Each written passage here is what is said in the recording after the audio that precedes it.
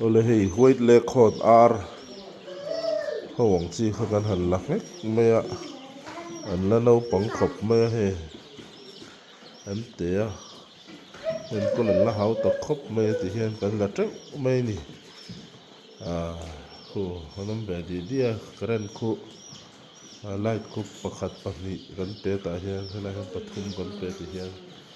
a compartment sang sai kan thun anum be sep ani ti hian in chunga kan da mania thliu tho deuh bok ne na vote lu tuka an thi ve deuh niala ten ui khop me hei tiang te po hin ni hei ti hian cho hi kan pe top me chunga thun chu ten po na te kan pe di hiu acha cho kan pe an thlen tir kha chuanin an on thlen tir kha chuanin ORS te kan tuya kan pola tu kan pol le to chi lo hei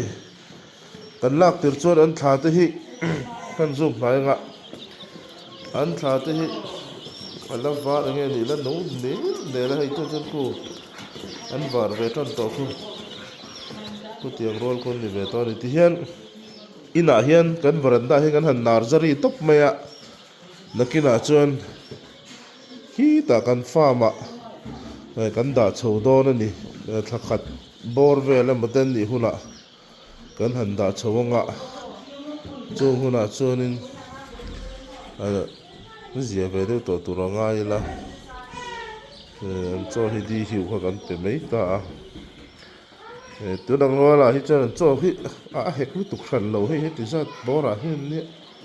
compartment khat tu na le la te pe chuanin som sari chuang nom kring